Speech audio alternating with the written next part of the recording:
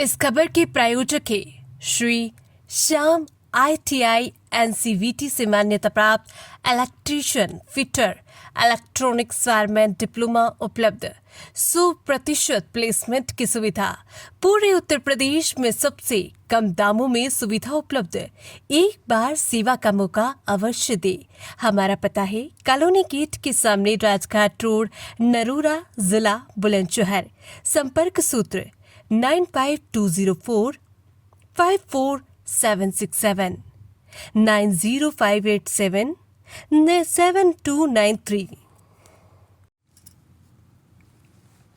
इस वक्त की बड़ी खबर बुलंदशहर से, जहां बुलंदशहर में जूना अखाड़े की महामंडलेश्वर यति नरसिंहानंद सरस्वती ने महिलाओं को लेकर दिया विवादित बयान। यति नरसिंहानंद ने कहा कि जो महिलाएं एक बेटे को जन्म देती है वो नागिन की तरह होती हैं। यति ने कार्यक्रम में बैठी महिलाओं से कहा कि आप सब ऐसी ही होंगी जिन्होंने ऐसा ही कारनामा किया होगा। अरे दादी बाबा तो होते ही इसलिए हैं कि वे अपने पोती पोतों को पालें। अपनी बहू से कह तू अपनी जिम्मेदारी निभा, बाकी ये बच्चे हम पालेंगे, तू ही ना हमें दे। अगर आप अपनी बहुओं से ये कहोगी तो फिर ये दो बच्चों पे नहीं अटकेंगी, फिर घर में 4 या 5 बच्चे होंगे और आपका घर सुखी होगा। मैं तो कहता हूं कि वो महिला जो एक बेटे को जन्म देती है नागिन की तरह होती है। कैसी होती है? और तुम में से ज्यादातर ऐसी होगी, है ना? सबने यही कारनामा दिया होगा अंजाम। गीता पढ़ के देखिए, गीता ये कहती है कि दुनिया का सबसे बड़ा पाप अपने वंश का विनाश होना है। अगर बाबूजी हमारे वंश का विनाश हो गया तो हमारे जितने भी पूर्वज हैं वो सब स्वर्ग से धकेल दिए जाएंगे, क्योंकि ये माना जाता है कि किसी के भी वंश का विनाश तब होता है जब उसके सारे पुण्य समाप्त हो जाते हैं। और आप एक बेटा, फिर उसके एक बेटा, कोई ना लड़े कोई ना मरे तो अभी 5 या 6 पीढ़ी में वंश खत्म हो ही जाना है। कोई एक्सीडेंट, कोई बीमारी, दुनिया में बहुत सारे झगड़े बगड़े। वैसे तो अभी एक बहुत बड़ी समस्या मुसलमानों की भी है, जिनका केवल ये उद्देश्य है कि एक दिन आप सबको मार के आपके घरों पर कब्जा करेंगे और हमारी बहन बेटियों को मंडियों में बेचेंगे बलात्कार करके या अपनी रखेल बनाएंगे। मेरी बेटियों क्षमा करना, ये बात गलत है पर मुझे कहनी पड़ेगी। ये मैं झूठ नहीं बोल रहा हूं आपसे, मैं झूठ बोलने के लिए बाबा बना, झूठ बोलता ही नहीं, मैं सच बोलने के लिए बाबा बना हूं। तो मेरी बेटियों, जो गलती तुमने कर दी अब अपने बच्चों से कहना, एक तो अपने बच्चों की शादी जल्दी करना। अब आप कहोगे हम तो भगवान का नाम लेने के लिए बैठे थे, ये पता नहीं कौन पाखंडी बैठा दिया, कैसी कैसी बात कर रहा। राजनीति की नहीं, धर्म समझा रहा हूं। हम बाबाओं का काम यही है, हम आपके द्वारा दिए हुई रोटी को खाते हैं। हमने जो ये कपड़े पहन रखे हैं आप में से किसी ने दान दिए हुए, ये घड़ी आपकी दान दी हुई है, ये कड़ा, ये चश्मा, हर रोटी का टुकड़ा, एक भी रोटी का टुकड़ा हमने कमाया नहीं। आप गली के कुत्ते को रोटी डालने लगो, गली का कुत्ता भी आपका वफादार हो जाएगा। तो हम तो फिर भी मानव हैं। अब जब हमें आप रोटी दे रहे हो तो हमारा तो भगवान से केवल यही कहना है कि भगवान सदैव आपकी रक्षा करें, आपके परिवारों की रक्षा करें, आपके बच्चों की रक्षा करें, और जो आपके बच्चों के, आपके परिवार के, आपके धर्म के शत्रु हैं, मेरी मां और मेरे महादेव उनका विनाश करें।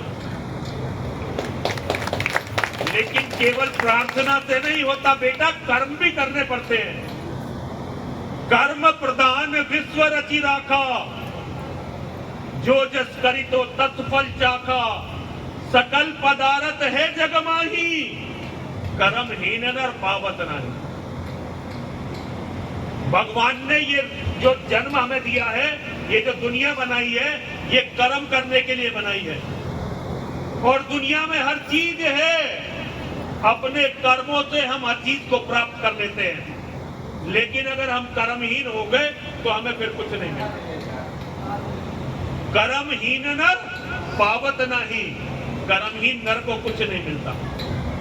तो मेरी बहनों, मेरी बेटियों, मेरे बच्चों, मैं आजकल अपनी बहनों से बेटियों से ही कह रहा हूं, आदमियों से तो कहना मैंने छोड़ दिया, तो समझते ही नहीं। तो मैं अपनी बहनों से, बेटियों से, माताओं से यही बात कहते घूम रहा हूं, अपने घर, अपने परिवारों को बचा लो। एक तो अपनी जो जुबान है ना, थोड़ी इस पे काबू रखना सीखो, और जुबान का प्रयोग घर में प्यार बढ़ाने के लिए करो। अपने पति को उसके भाइयों से, भतीजों से जोड़ने के लिए करो। ऐसा धरती पर कोई बेटा नहीं होता, कितना ही लायक बेटा हो, एक दो बार जीवन में जरूर कहता है कि तुमने हमारे लिए किया क्या। और यही बात अगर देवर के लड़के, जेठ के लड़के कोई कह दें तो उनसे लड़ाई। अपने लड़कों की भी तो सब झेलते हो। ये सोचो कि वे भी तुम्हारे बच्चे हैं। परिवार को बड़ा करो, वरना 2-2 रुपए में बिकोगी।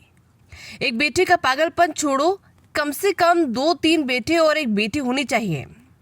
एक समस्या मुसलमानों की भी है, ये एक दिन आपको मारकर घरों पर कब्जा करेंगे, बहन बेटियों को मंडियों में बेचेंगे, बलात्कार करेंगे और रखेल बनाएंगे। यति ने कहा कि अपने बच्चों की जल्दी शादी करो, गाड़ी केवल 2 बच्चों पर नहीं अटकनी चाहिए।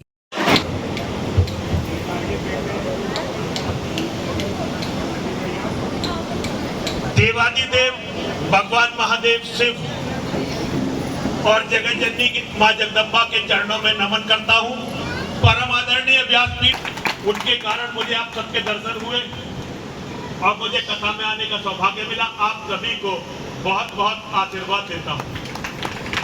पितृपक्ष अति पवित्र दिन होते हैं। ये एक अंधविश्वास है कि इसमें कोई शुभ काम नहीं करना चाहिए। ऐसा नहीं है, ये तो बहुत ही शुभ दिन होते हैं, लेकिन जो प्रचलित हो गया अब चलने दीजिए, जैसे सब चला रहे हैं। ये वो दिन है जब हम अपने पितरों को याद करते हैं, जिन्होंने हमें पाला, जिन्होंने हमारा पोषण किया, जिनके कारण हम आज इस धरती पर हैं। जो हमारे माता पिता, हमारे दादी दादा, हमारे परिवार के और लोग जो चले गए, हमें उन्हें कभी भी नहीं भूलना चाहिए। जो अपनों को भूल जाते हैं उन्हें भी फिर कोई याद नहीं रखता। अगर हम इस परंपरा का निर्वहन न करें तो कल को कोई हमारे लिए भी इस परंपरा का निर्वहन नहीं करेगा। हम सबके साथ यही होना है।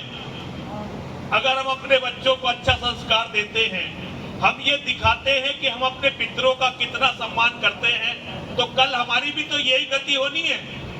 फिर हमारे बच्चे हमारा सम्मान करेंगे और ये परंपराएं आगे बढ़ेगी। ये भागवत कथाएं, ये श्री राम की कथाएं, ये शिव की कथाएं, ये महादेव की कथाएं, ये देवी भागवत, ये इसलिए की जाती है ताकि हम जीवन जीने के तरीके को सीखें। हम परिवार के साथ बिल्कुल ठीक, कंफर्टेबल हो, बिल्कुल बिल्कुल अच्छा, ताकि हम लोग जीवन जीने के तरीके को सीखें और अपने बच्चों को बहुत अच्छे संस्कार दें। ये पितृ पक्ष है, आप ये समझ लीजिए कि इस पितृ पक्ष के संदेश हैं जो हर घर तक पहुंचने चाहिए, हर हिंदू के मन तक पहुंचने चाहिए। धरती पर सबसे बड़े मां और महादेव हैं, लेकिन हर घर में मां और महादेव का स्वरूप रहता है। हम सबके जो माता पिता हैं वो हमारे लिए जीवित मां और महादेव हैं। और एक बात ये समझ लीजिए, उन मां और महादेव की पूजा ना करें तो चल सकता है।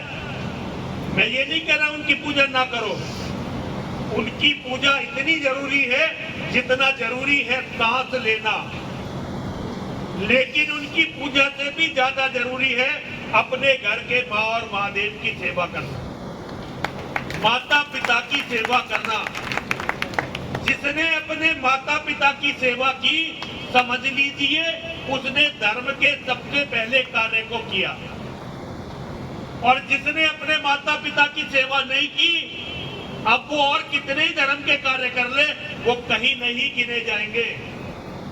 सबसे पहला काम है माता पिता का सम्मान, माता पिता की सेवा, और फिर अपने परिवार का पालन पोषण, अपने परिवार की रक्षा। और परिवार में आजकल क्या परिभाषा हो गई है, इनसे सबसे पूछ लो जितनी हमारी बेटी बैठी हुई है। हाँ जी, क्या परिवार? जी मेरा पति और मेरे बच्चे, बस ये परिवार है। देखो ये परिवार नहीं हो सकता बहन मेरी, ये तो दिमाग का पागलपन है। जितना बड़ा परिवार होगा आप उतनी ही सुखी रहोगी।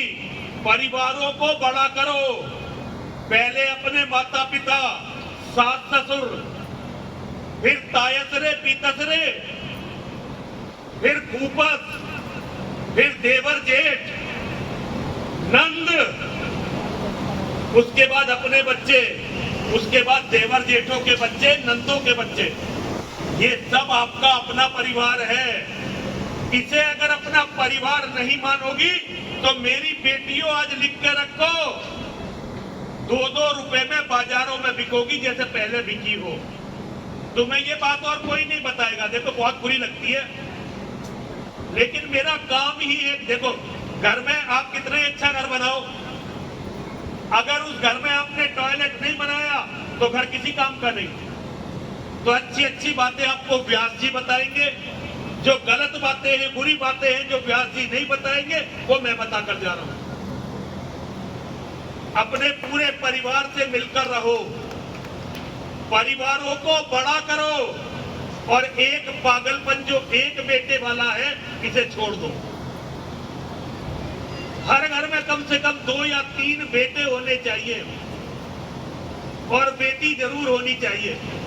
हमारा धर्म कहता है कि एक बेटे के होने से तो बेटे का ना होना अच्छा है, ये वेद कहता है। पहला जमाना था जो हमारी माता जी का जमाना था, हमारी माँ का जमाना था, जब बहू आती थी तो सास आशीर्वाद देती थी, दूधो नहाओ, दूधो नहाओ, दूधो नहाओ। इसका मतलब क्या हुआ? घर में बहुत तो दूध हो कि पी तो लो ही, साथ में नहा भी लो, और पूत बहुत सारे होने चाहिए। दूधो नहाओ और पूतो फलो। और आज जो मॉडर्न सास हो गई है, जिन्हें ताड़का माना जाना चाहिए, क्या कहती है बहुओं से? बच्चे कम करियो, देख हमारे बच्चे ना तेरे बच्चे पाल। हम जब छोटे छोटे से थे ना, हमारे पिताजी ने हमें कभी गोदी में नहीं उठाया। पहले बड़ा शर्म आती थी लोगों को अपने बच्चों को गोदी में उठाते। चाचा ताऊ भाई भैया इस तरह से सब लोग गोदी में उठाते थे अपने। यति नरसिंहानंद सरस्वती आज दुर्गापुरम शिव मंदिर बुलंदशहर में श्रीमद् भागवत कथा में शामिल हुए थे।